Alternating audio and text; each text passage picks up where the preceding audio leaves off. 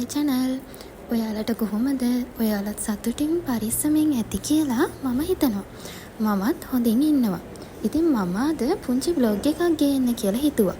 අම්මත් එක්ක shopping කරන්න ගියා.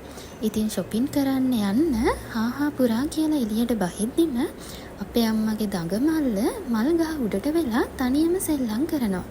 ඉතින් එයාගේ වීඩියෝ ක්ලිප් එකක් අරන් ඉවර වෙලා මමයි අම්මයි දෙන්නත් එක්ක අලුත්ගම ග්‍රැමර් ගේට් එකට ආවා.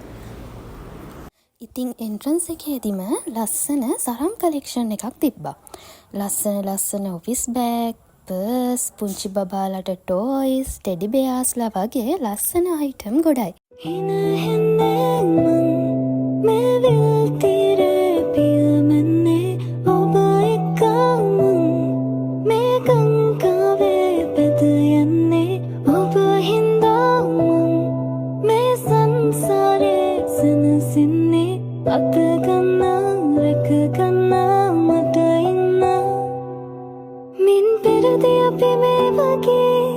ඉතින් බලන්නකෝ ගිය ගමම්ම අපේ අම්මා සුදු පාට තමයි තෝරගත්තේ.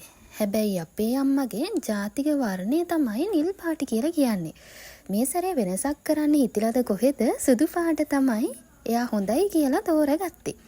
මං හිතන්නේ නිල් පාට ඇඳුමක් ඔතන පේන්න තිබ්බේ නැති හින්දාද කොහෙද සුදු පාට තෝරගත්තා. ඔය ලස්සන අයිටම් ටික බලන ගමන් මෙන්න මේකට මට පල්ලෙහින් කමෙන්ට් එකක් දාගෙන යන්නකෝ.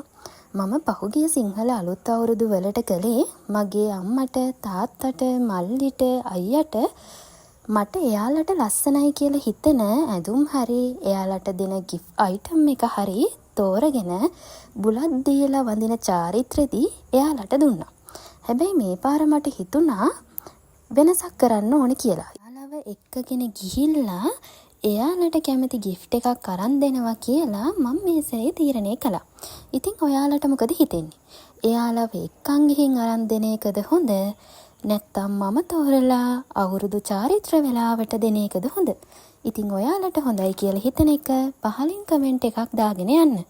මම ඉතින් ඔය පණ දාගෙන තෝරන්නේ ලස්සන කියුට් පර්ස් එකක්. ඉතින් ගෑනු ළමයි කොහොමද ලස්සන ඔෆිස් බෑග් වලට ලස්සන පර්ස් වලට ආසයිනේ. මගෙත් ඒ ලස්සන පර්ස් එකට හිත ගියා ඉතින්. ඉතින් මමයි අම්මයි දෙන්නත් එක්ක shopping කරලා ඉවර වෙලා ගෙදර ආවා.